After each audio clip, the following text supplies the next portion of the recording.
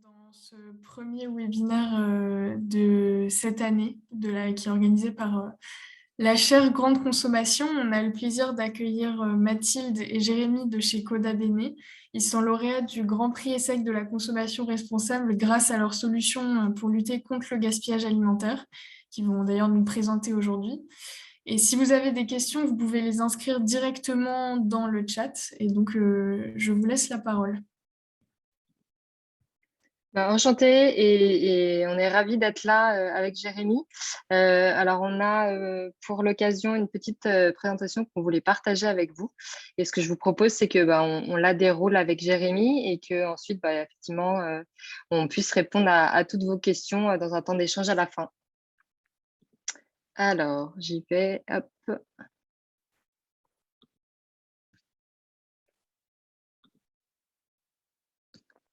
Est-ce que vous voyez bien mon écran? C'est bon, tu peux y aller. Super. Donc, enchanté à nouveau et on est vraiment ravis d'être là avec Jérémy. On est un peu le porte-parole de l'équipe Coda Bene qui est ravi de vous proposer ce tout premier webinaire de l'année de la chaire Grande Conso. Donc, c'est avec plaisir. On avait envie de partager avec vous différents sujets avec Jérémy. Et donc, juste pour les petites présentations, donc moi, je suis Mathilde Desroins et je suis responsable des opérations chez Coda Bene. Et Jérémy, qui va co-animer avec moi, est cofondateur, l'un des deux cofondateurs et notre CTO chez Coda Bene. Et donc, du coup, on voulait échanger avec vous sur le gaspillage alimentaire, vous présenter ce qu'on fait et un peu vous donner les clés et ce qui se fait, notamment avec la data pour lutter contre le gaspillage alimentaire, notamment en France. Donc, tout d'abord, déjà, ce qu'on fait, nous, qui on est, parce que vous avez sûrement des petites questions là-dessus. Donc, Coda Bene, c'est une entreprise qui a été créée en 2019 et on fait partie de l'écosystème de la food tech et on a l'agrément ESUS. Donc, on est une entreprise de l'économie sociale et solidaire. Et vraiment, notre cœur de métier, ce qu'on fait, pourquoi on existe, c'est notre raison d'être, c'est réduire le gaspillage alimentaire. Et pour ça, on a créé des outils, des solutions de traçabilité produits pour aider les distributeurs de la grande conso, de la grande distribution à réduire ce gaspillage alimentaire. Et c'est notamment pour ça qu'on a reçu le prix ESSEC dans le cadre de notre partenariat avec Casino, qui dure depuis bientôt 2 ans. Aujourd'hui, on est présent dans 5 pays, dans 741 points de vente, principalement en France, mais on se développe à l'international. Et on contribue à sauver 2 millions de produits chaque mois chez ces distributeurs-là, ce qui correspond à 800 000 tonnes de produits. 800 tonnes de produits, pardon, chaque mois. Désolée. Bientôt, mais 800 tonnes de produits chaque mois, on l'espère. Et donc, on est ravis vraiment de pouvoir contribuer à tout ça avec eux tous les jours, tous les mois.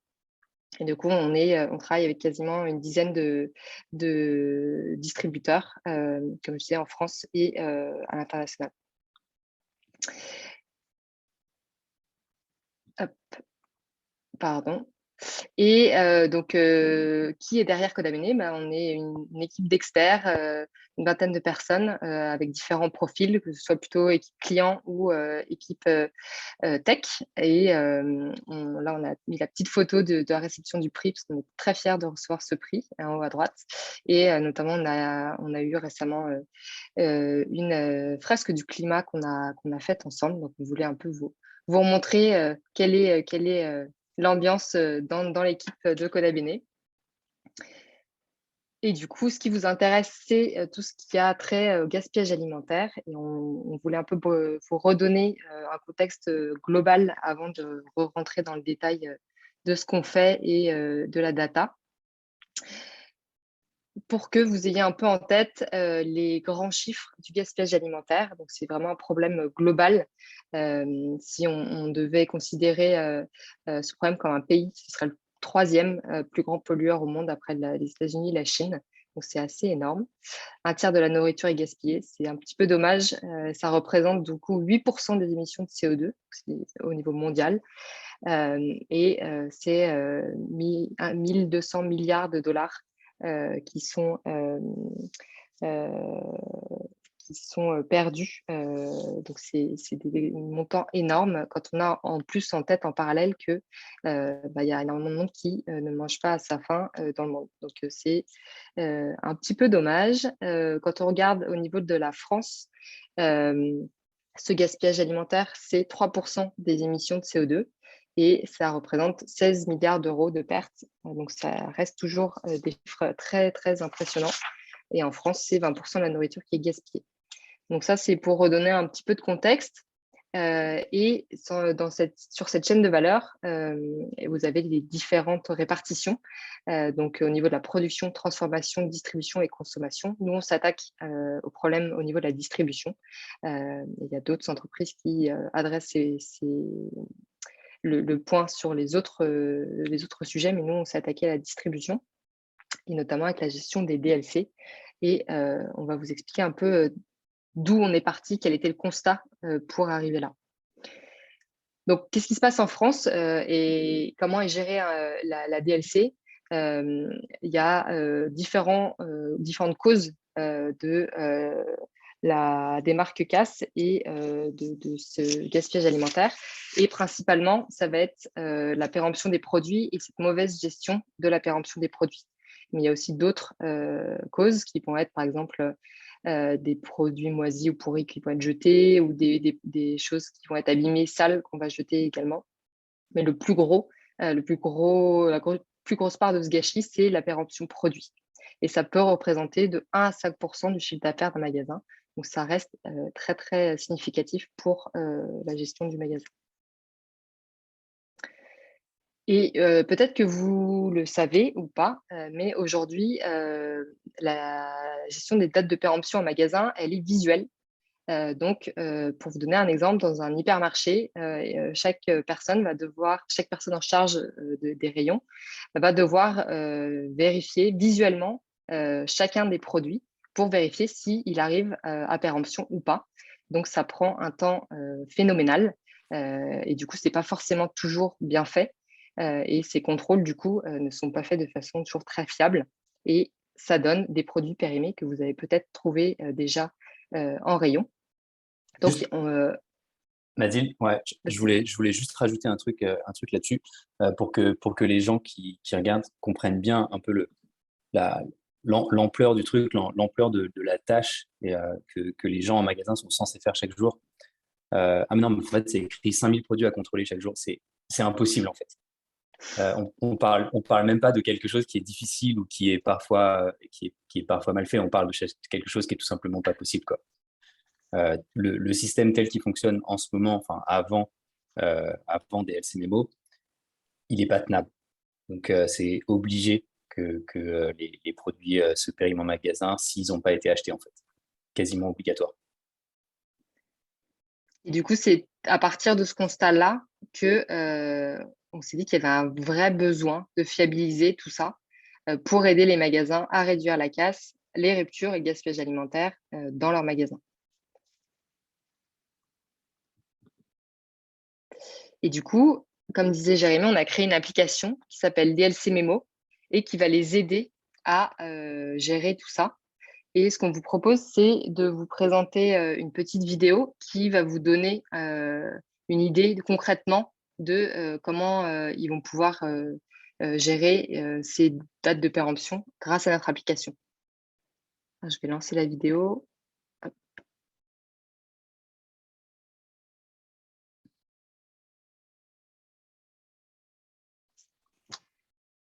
On n'a pas le son, Mathilde. Est-ce que tu sais si Pardon. c'est normal? Est-ce que c'est normal qu'on n'entende pas le son de la vidéo? Et moi, je l'entends, mais effectivement, est-ce que les autres, vous l'entendez ou pas? On l'entend pas. Non, effectivement, on l'entend pas. Ah, zut. Hop,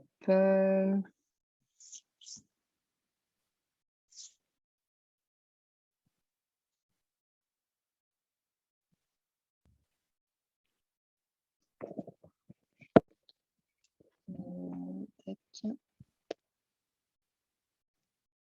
je vais essayer. Vous m'entendez là ou pas? Non, toujours pas. Non, mais c'est pas grave. Euh, elle dure 3 minutes. Euh, Pardon? ouais, non, mais je te propose de la lancer. Enfin, c'est dommage, on n'aura pas la musique, mais on comprendra quand même l'enjeu. Il y a pas de parole. Tout est écrit. Exactement. Alors, je relance au début.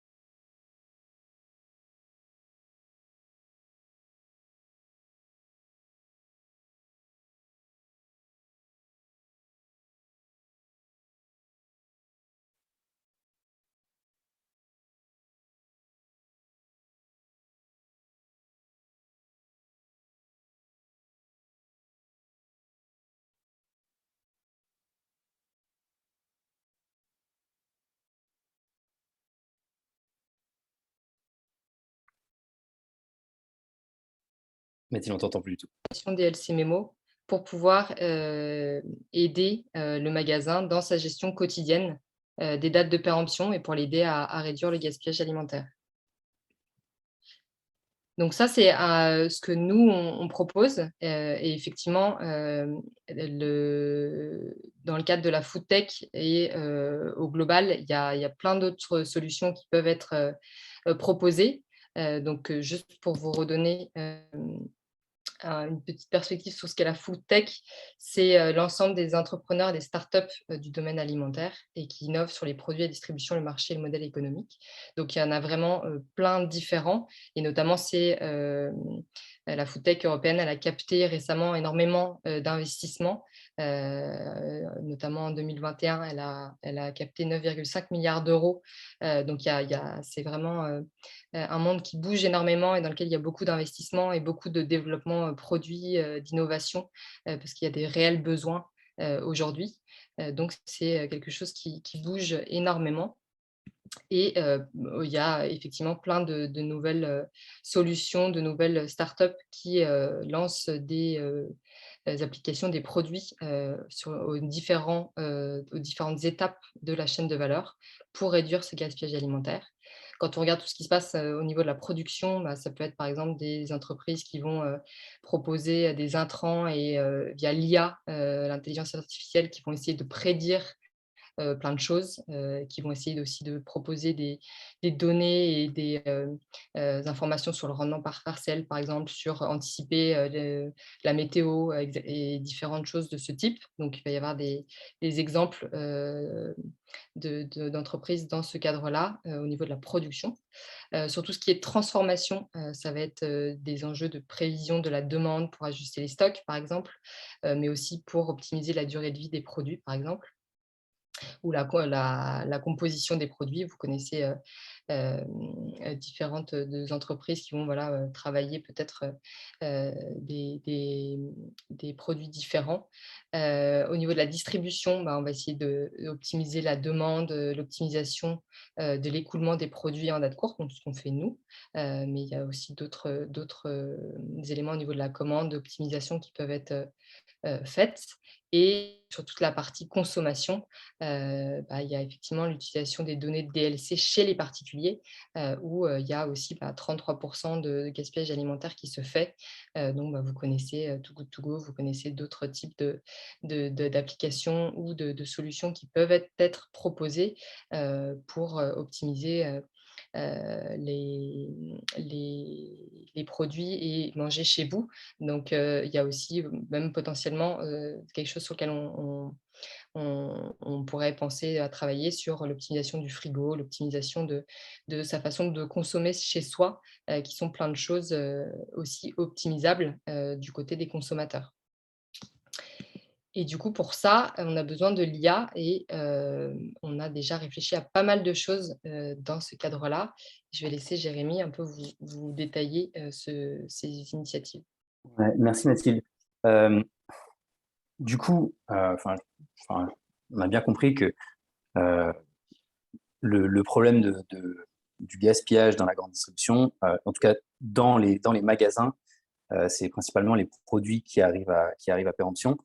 Et le problème principal de cette situation, enfin ce qui entraîne ces produits qui arrivent à péremption, c'est l'absence de connaissance des dates de péremption. Donc déjà, ce qu'on a fait chez Coda Bene avec DLC Memo, avec cette application du coup en magasin, on a créé la donnée des dates de péremption de manière informatique. Avant, les gens en magasin ne connaissaient pas de manière informatique ces dates de péremption. Donc, à partir du moment où déjà on a créé cette donnée, on peut faire tout un tas de choses. Je voulais revenir un tout petit peu là-dessus parce que on parle de comment la data peut lutter contre le gaspillage alimentaire, mais la data, ça n'a pas forcément besoin d'être quelque chose de compliqué. Ça n'a pas forcément besoin d'être obligatoirement de l'intelligence artificielle, des algorithmes de machine learning, ce genre de choses-là. Ça peut être quelque chose de très pragmatique. Déjà, commencer par digitaliser de l'information qui avant n'était pas digitalisée et créer des process bien faits et utiles dans les magasins autour de cette nouvelle information digitalisée. Donc ça, c'est ce qu'on a fait avec notre application DLC Memo. Ça a déjà un impact qui est très, très fort. Je crois que dans les magasins où il y a le plus d'impact, on a réduit de 80% la démarque casse. Donc, ça veut dire que là où avant, il y avait 100 produits qui étaient jetés chaque jour, maintenant, il n'y en a plus que 20. Donc, il en reste quand même 20 qui sont jetés, mais il y a une réduction de 80%. Donc, c'est énorme déjà. Rien que en digitalisant la date de péremption, quelque chose de pas sorcier d'un point de vue technique. Effectivement, on peut aller plus loin. Il y a plein d'infos qui est déjà disponible de la part et qui nous viennent des distributeurs. Donc, vous les voyez là, les contrats dates, les entrées en stock, les réceptions, les ventes, le prix des produits, la marge moyenne. Il y a des données externes comme les ventes des autres magasins. Nous, on les connaît parce que, justement, à partir du moment où on collecte des données de tous les magasins autour, on peut commencer à agréger tout ça.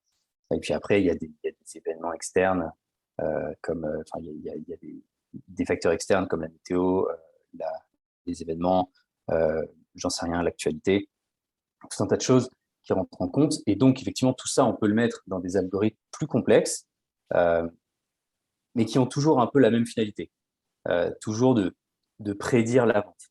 À partir du moment où on prédit la vente et qu'on connaît le niveau de stock, on est capable de se dire, si j'en ai 100 en stock et que je sais que je vais en vendre 80, il va m'en rester 20. Ces 20-là, je peux déjà les promotion dès maintenant pour essayer de les écouler. Autrement, je ne vais jamais les vendre et du coup, je vais devoir les mettre à la poubelle. Et on peut essayer de se dire quelle est la meilleure manière de les écouler. Est-ce que je dois les écouler en les mettant en promotion? Est-ce que, de par ma connaissance, les 20 qui me restent, je vais pouvoir les vendre même en les mettant en promotion?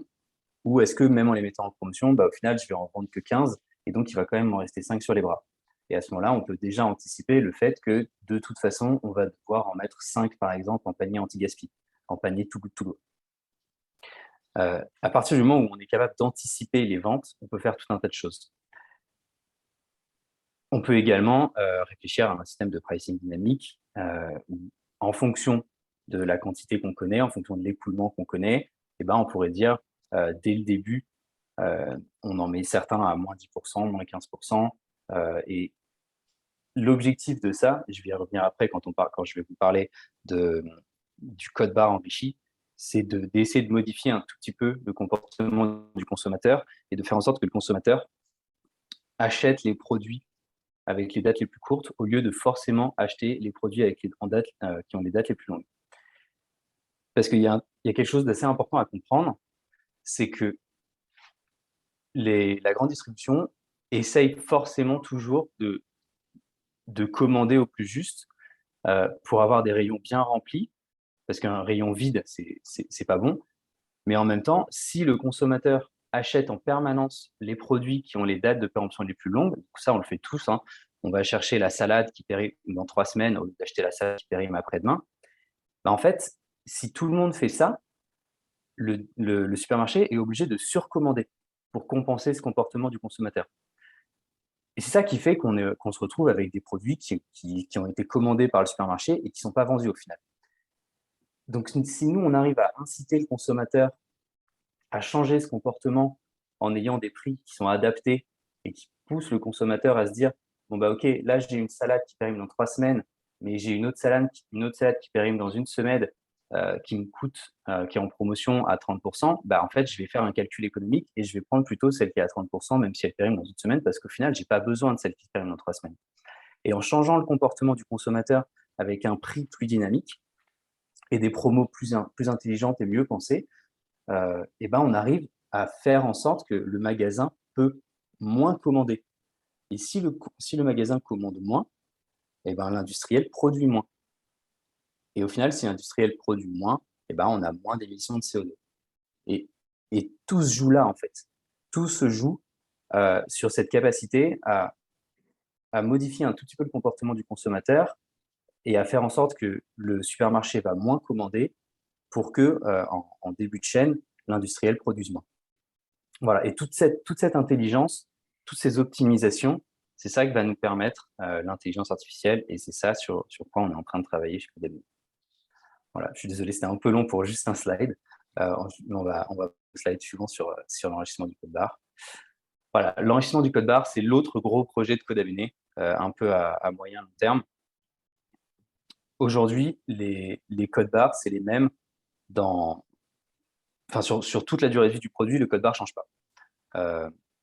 De manière très concrète, la danette au chocolat que vous l'ayez acheté il y a 1 an dans un Carrefour ou cette année dans un Monoprix, j'en sais rien, c'est exactement le même code barre.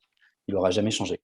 Nous, ce qu'on veut, c'est que ce code barre contienne des informations dynamiques qui seront la date de péremption et le numéro 2.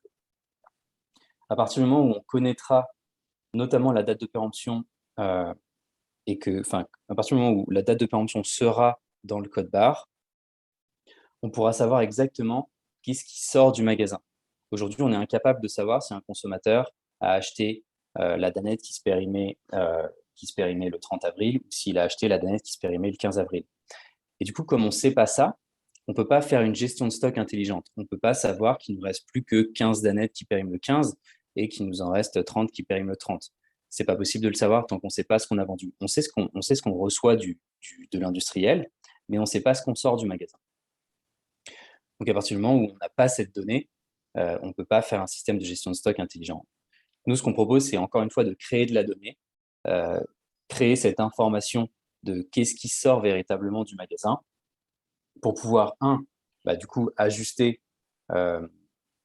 les contrôles à faire en magasin. Là, on a vu dans la vidéo qu'il y avait à peu près encore 3% des produits qui devaient être contrôlés chaque jour par les employés qui utilisent des LC-Mémo.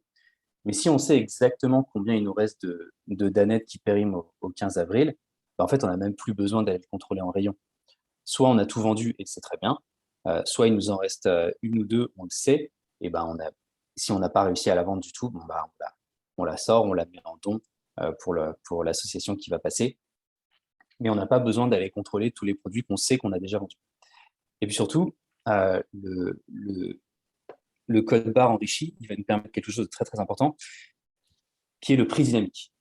Le prix dynamique, c'est vraiment ce que je vous disais tout à l'heure, c'est ce qui va nous permettre, on en est persuadé chez Codabene, de modifier le comportement du consommateur. Si on arrive à faire que le prix en caisse soit différent en fonction de la durée de vie restante du produit, là, on est certain que les gens vont modifier leur façon d'acheter. Les gens vont arrêter de se dire, bah, j'achète forcément la danette qui se périme dans 3 semaines, dans un et de toute façon au même prix que les autres. Les gens vont pouvoir se dire, bon, bah, ok, la danette, je suis tout seul chez moi, j'en mange 4 par semaine, bah, j'ai besoin d'acheter 4 danettes pour tenir la semaine. Je sais que je reviens la semaine prochaine pour faire mes courses. Et bah, très bien, j'achète ceux qui se périment dans une semaine. Je la paye 30 ou 40%, 30% moins cher, pas forcément 40%, 40% c'est quand même beaucoup comme réduc. Je la paye 30% moins cher. Et dans ces cas-là, le stock s'écoule bien. Euh, on a bien vendu les danettes qui avaient périmé en premier. On n'a pas besoin de surcommander. Et ça, c'est grâce à la date de péremption contenue dans le code barre. Le numéro de lot, ça peut être aussi utile également en cas de retrait-rappel, surtout quand on connaît le numéro de lot. Si jamais il y a un produit qui a été rappelé parce qu'il était considéré comme il y avait un problème au moment de la production, il fait l'objet d'un retrait sanitaire, on peut le bloquer en caisse. On sait exactement ce qu'on vend dans le magasin. On est capable de dire au moment du passage en caisse, bah non, désolé monsieur, cette danette-là, elle a été rappelée par le producteur, prenez-en une autre. Et quand même, ça facilite pas mal de trucs. Mais nous, j'avoue que ce qui nous concerne le plus, c'est le code barre, c'est la date de péremption pour lutter contre le gaspillage. Voilà. On a du coup, on a fait un petit peu de lobby. On a été voir un petit peu certains politiciens pour en 2019 et surtout en 2019 pour essayer de passer certaines de nos idées au moment du vote de la loi AGEC, donc la loi contre le gaspillage et pour une économie circulaire. On a réussi à faire en sorte que le numéro de lot soit obligatoire dans les codes barres. Alors, c'était dans la première étude de la loi. Je n'ai pas trop suivi où ça en était depuis, il faudrait que je revoie, mais il me semble qu'à horizon 2025, ça devait être inclus dans les codes barres. Forcément, avec le Covid, il y a beaucoup de choses qui ont été chamboulées, mais on a repris le sujet et on va recommencer à faire un tout petit peu de lobby. Et on travaille évidemment avec tous les acteurs engagés comme de la lutte contre le gaspillage, notamment Too Good To Go.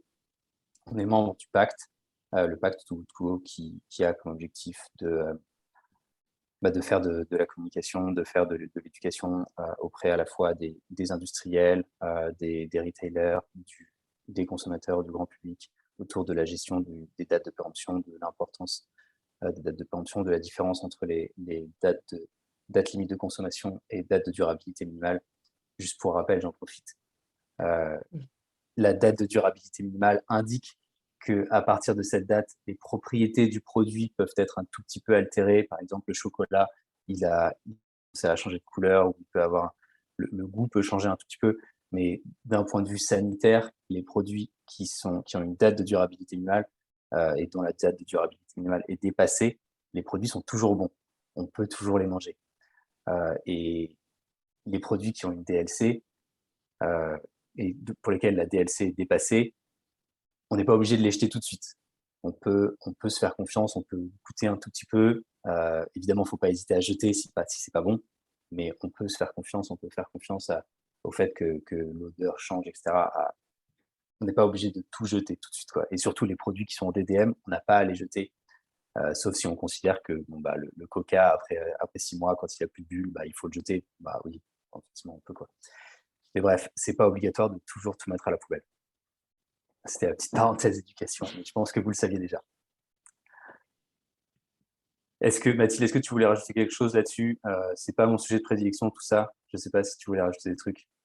Non, mais tu as très bien expliqué. Donc, effectivement, on essaye de communiquer, que ce soit avec les écosystèmes, les différentes parties prenantes, pour essayer d'avoir le plus d'impact possible aussi au niveau du consommateur et au niveau des différentes parties prenantes, donc distributeurs, politiques, etc., pour mettre toujours le sujet de l'anti-gaspi autour de la table, pour que tout le monde puisse prendre à bras le corps le sujet à toutes les étapes de la chaîne de valeur et la chaîne de distribution, de fabrication du produit. Est-ce que vous avez des questions pour nous? On a essayé de vous laisser le temps de poser des questions. Donc, n'hésitez pas, si vous avez des questions, on peut y répondre avec plaisir. Je vais arrêter de partager comme ça on Je vois qu'il n'y a voit. pas de questions dans le chat, donc vous pouvez peut-être ouvrir votre micro directement pour les poser. Moi, j'ai une première question. Aujourd'hui, votre technologie, elle demande quand même beaucoup d'action de la part du collaborateur qui va être chargé du rayon. Et moi, de mon côté, je me suis renseigné sur quelques technologies qui existent déjà, notamment celles proposées par Simbi Robotics ou iFi, qui permettent d'avoir des robots qui vont faire en fait quasiment les mêmes tâches, puisqu'elles vont scanner automatiquement les produits et pouvoir repérer les produits qui seront rapidement en date de péremption. Est-ce que pour vous, c'est des concurrents directs ou est-ce que vous proposez une solution vraiment différenciante? Alors, le gros avantage de DLSMMO, c'est qu'il est ultra plug and play et en plus, avec un pricing qui rend le truc quand même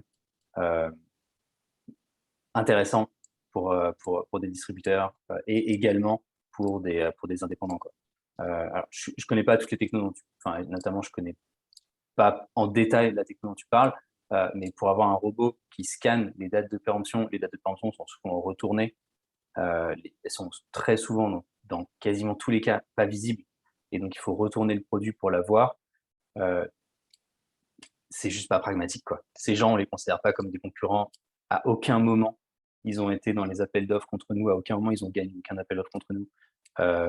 Ils sont jamais considérés, quoi. Ce genre de techno est juste trop cher, pas pragmatique, hyper long à mettre en place, et puis ça marche pas à 100%, quoi.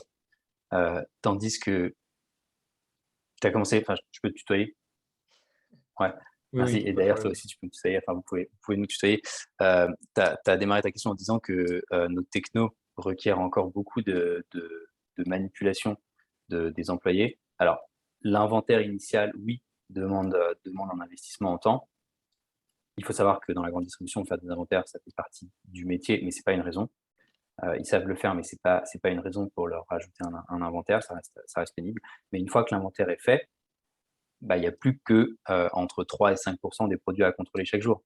Donc en soi, et vraiment c'est un truc, j'étais encore en magasin hier, on va hyper souvent en magasin parler avec les employés pour justement s'assurer que la pénibilité de l'utilisation de DLCMO, elle est réduite au minimum, et en fait les gens, juste ils adorent.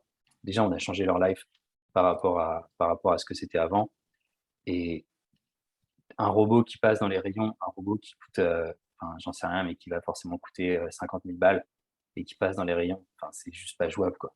Dans la grande distribution, avec qui ont des marges ultra serrées, ça n'existe pas, en fait. Et je reviens juste à ce qu'on se disait dans la présentation. Aujourd'hui, ils font ça à l'œil nu.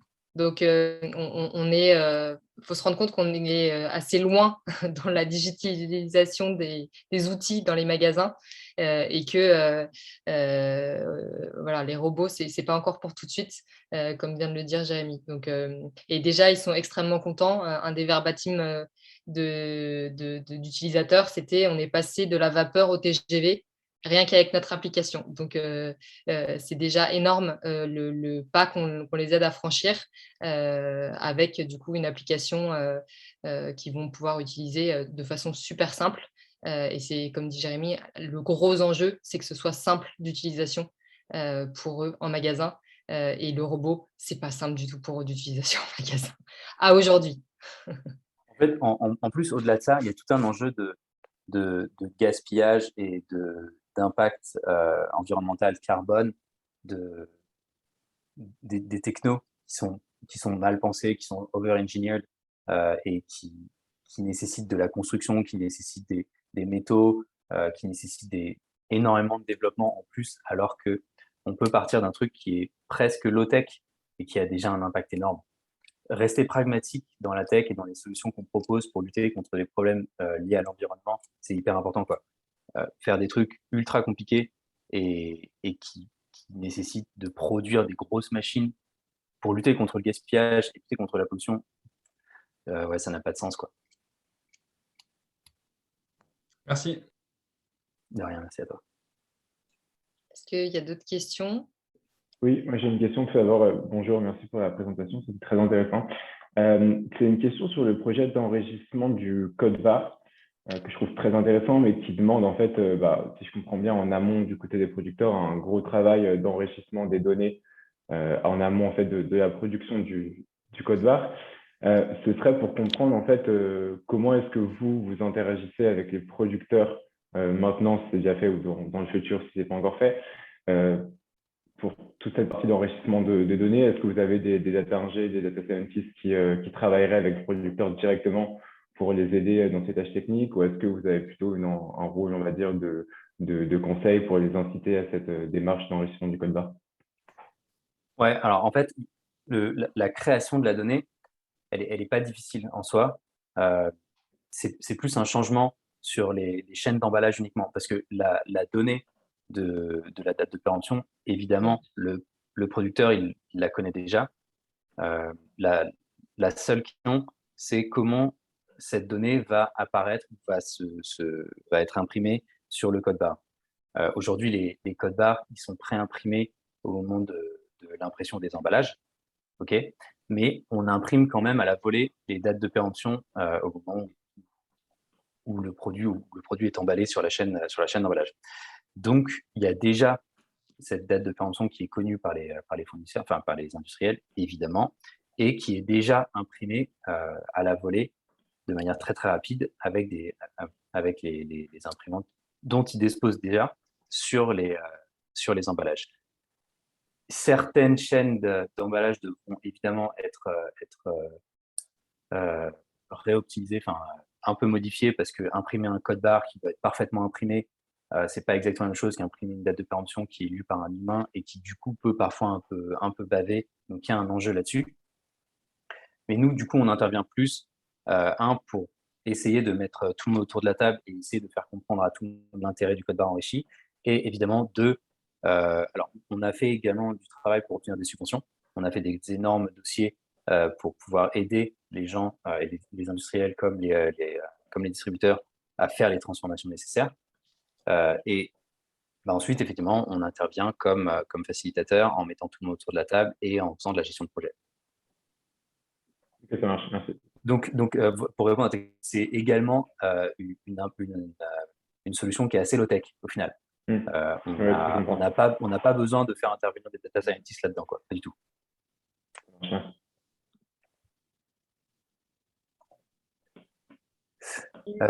On a une question, quelle différence avec SmartWay? Alors, SmartWay, pour le coup, on les connaît un peu. C'est justement des concurrents assez directs. La différence dans l'approche, dans la finalité de ce qu'on fait, il n'y en a pas beaucoup. On a, nous, une équipe composée de beaucoup de spécialistes de la grande distribution. Je ne connais pas en détail la composition de leurs équipes, mais globalement, on fait plus ou moins le même métier, quoi. On ne va pas se mentir. Mais juste nous, on a une énorme croissance. Ils ont été créés en 2014 et nous en 2019. Et on est dans 741 points de vente. Eux, ils sont dans moins de points de vente que nous. Donc, on a effectivement cru beaucoup plus vite en très peu de temps. Et du coup, on n'a pas forcément la même approche en termes de clients non plus. Mais cela étant dit, c'est des Nantais. Et donc, Cocorico, Vive la France, des belles initiatives françaises. Moi, je trouve ça très cool, quoi.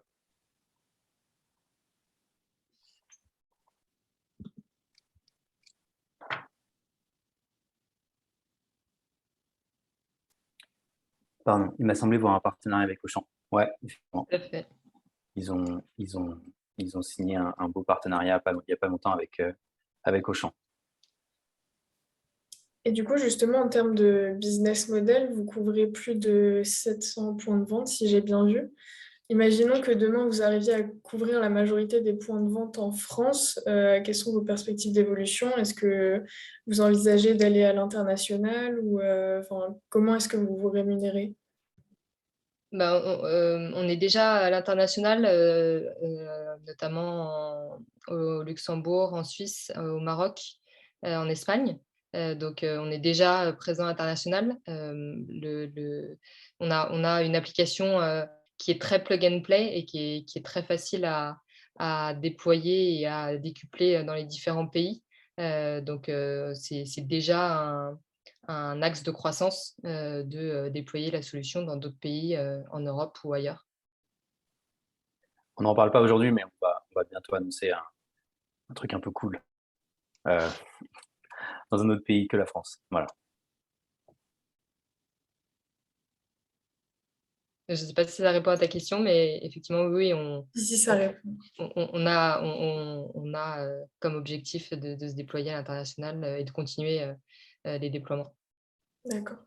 Et du coup, imaginons que demain, surtout avec la loi climat, le vrac soit déployé encore plus, enfin, ça devrait se produire, et qu'on mette en place un système de consigne, par exemple.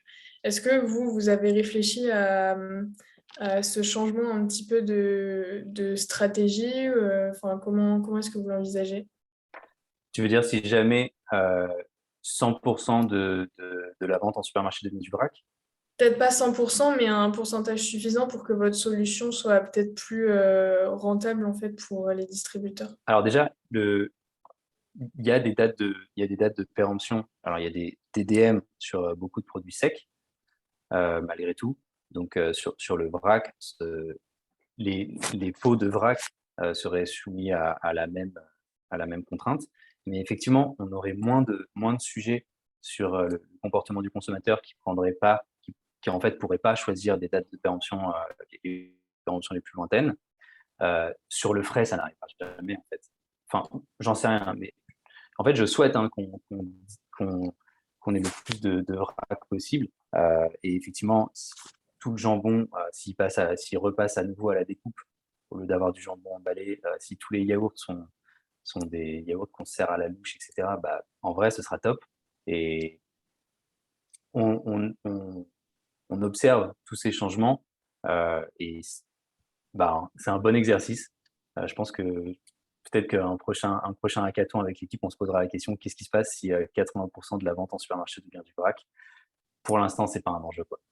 Non, c'est très, très lent et ils font des tests dans tous les sens, mais ça reste assez petit pour l'instant en termes de priorité et de chiffre d'affaires. En tout cas, effectivement, comme disait Jérémy, au niveau du frais, c'est pas encore tout de suite.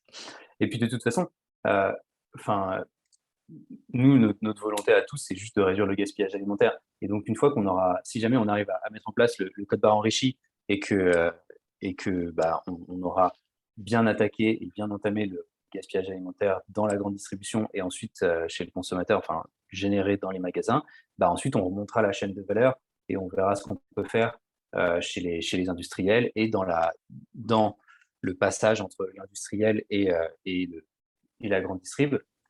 Et puis après, alors ça sera plus difficile, mais chez les producteurs, enfin, ça c'est plus difficile, quoi. On ne peut pas faire grand-chose contre les aléas climatiques et les maladies, mais en tout cas chez les industriels sur la phase entre l'industriel et grande distribution, il y a encore un tas de choses à faire sur lesquelles on va pouvoir apporter des solutions ultra pragmatiques et ultra cool. Voilà, là on s'est focalisé sur le gaspillage dans les supermarchés, hypermarchés, magasins de proximité, et il y a déjà énormément de boulot. Et après, on va remonter la chaîne de valeur et puis on va continuer d'innover, quoi. D'accord, merci. On a une question dans le chat qui est quel est votre modèle économique? Est-ce que c'est une commission sur les ventes sauvées? Ou est-ce que c'est la Ah ouais, vente de solutions? on en a pas parlé. Non, mais c'est tout con. Notre modèle économique, notre logiciel, il est en SaaS, hein. SaaS, donc Software as a Service. On loue en fait notre solution au magasin. Donc, Voilà. c'est pas les commissions sur les ventes sauvées, non. Non, c'est pas une commission sur les ventes. Ça rend le truc vachement plus simple en fait. Exactement. Mettre en place un système où on est obligé justement de partager des informations sur les ventes, sur ce qui a été sauvé, se pose la question de qu'est-ce qui aurait été sauvé sans nous par rapport à ce qui a été sauvé grâce à nous. Tout de suite, on rentre dans des considérations très compliquées, alors qu'un prix fixe par mois, bon, bah, ça met tout le monde d'accord, c'est facile. Nous, ça nous permet d'économiser pas mal de gestion de projet, de gestion de clients. Donc, ces économies qu'on fait, on peut les répercuter sur le client. voilà, tout le monde y gagne. C'est un modèle qui marche très bien. Personnellement, j'avais une question concernant les démarches CAS, enfin les démarques, pardon. Est-ce que vous êtes capable d'accompagner les enseignes précisément en leur disant voilà, sur tel produit, à tel jour de la date de péremption, de la DLC, vous êtes capable de leur dire à moins 30%, ça partira à coup sûr, à moins 40%, ça partira à coup sûr? Ou est-ce que c'est plus des estimations? Ben non, mais c'est tout l'enjeu de ce dont je parlais avec l'intelligence artificielle et avec les optimisations. On se rend compte déjà qu'avec avec une promo, enfin une mise en réduction vraiment basique de pourcent sur tous les produits, on réduit déjà énormément la casse. Donc, pour l'instant, on ne fait pas encore de manière ultra fine des optimisations en disant bah là, ce produit-là, dans une semaine, je te conseille de le mettre à 22% et celui-là, je te conseille de le mettre à 25%. On fait des trucs plus grosse maille déjà parce que ensuite les consommateurs, d'un point de vue psychologique, des promos trop fines, c'est un peu bizarre. D'après sur les études consommateurs qu'on a faites, c'est un peu un truc qui ressortait. Mais oui, malgré tout, l'objectif, c'est d'avoir une meilleure optimisation, enfin une meilleure anticipation de la vente et de pouvoir ajuster au mieux possible cette promotion en fonction du produit, en fonction du jour, en fonction de la quantité. On le fait déjà avec certains de nos clients. Il y a tout un enjeu de transmission de données du client vers nous qui fait qu'on ne le fait pas pour tous les clients. Parce que certains clients ne sont pas capables de transmettre suffisamment de données. Et puis, forcément, ça coûte plus cher, on facture plus cher ce service-là. Et pour certains clients, c'est juste pas intéressant. Mais oui, voilà, on le fait, quoi, pour répondre à ta question. Merci.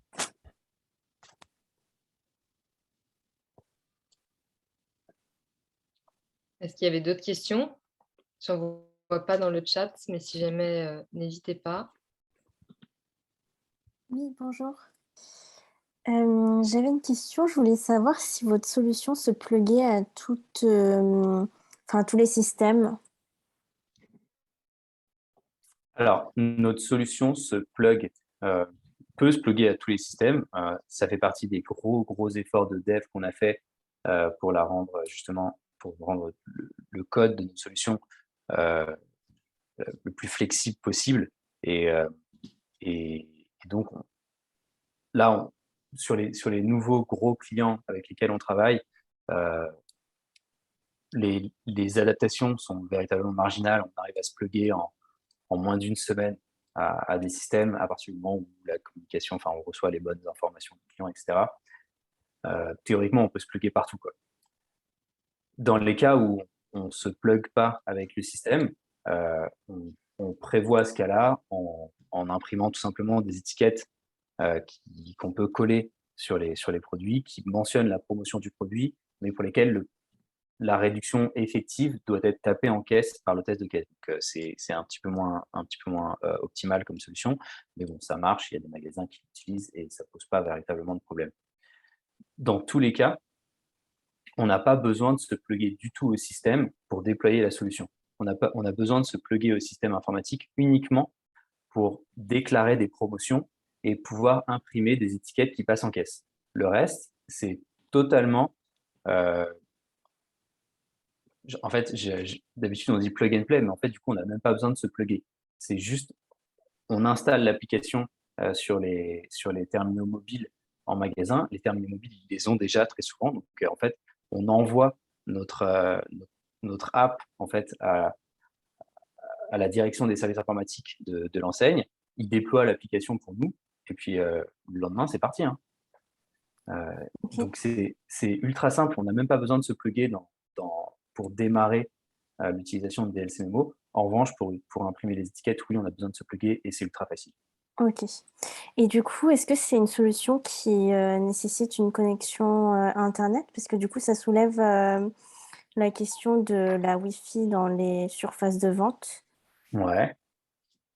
C'est marrant, c'est une question qui est très spécifique. Tu as travaillé en magasin? Oui, mais c'est des questions qu'on évoque aussi en cours, donc du coup, ça m'intéressait. Non, mais c'est une très bonne question. Euh, un des trucs qui est très cool avec des LCMO, c'est que c'est 100% offline. Ok.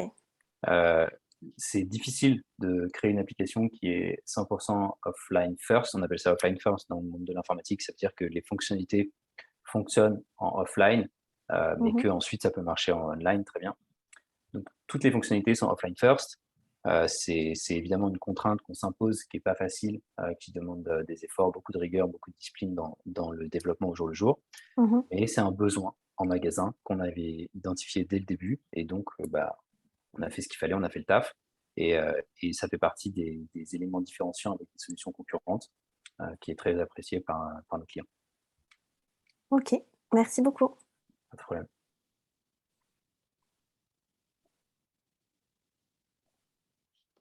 Est-ce qu'il y avait d'autres questions qui vous viennent? N'hésitez pas. Et si c'est pas le cas, je voulais juste en profiter pour vous redonner notre site internet, donc que je mets dans le chat. Notamment, on est en phase de recrutement de plein de profils différents. Donc, je vous invite, si ça vous intéresse, à aller regarder sur la page Nous rejoindre du site pour voir les différentes offres. On a stage, alternant, CDI, donc n'hésitez pas à regarder. On serait ravis de pouvoir euh, retrouver vos candidatures. Génial. Écoutez, merci beaucoup pour cette intervention très intéressante. On va poster rapidement le replay sur YouTube, donc on vous enverra à tous un mail pour que vous puissiez y avoir accès. Et puis encore un grand merci de vous être libérés et de nous avoir expliqué votre solution, qui est très innovante et surtout nécessaire, je pense. Merci à vous, c'était très agréable d'être là. Les questions étaient très pertinentes. Ouais, j'allais dire pareil. On sent que les étudiants sont motivés, très informés, et ça fait hyper plaisir. Merci à vous. Merci beaucoup à tous, on était ravis. Merci. Merci beaucoup.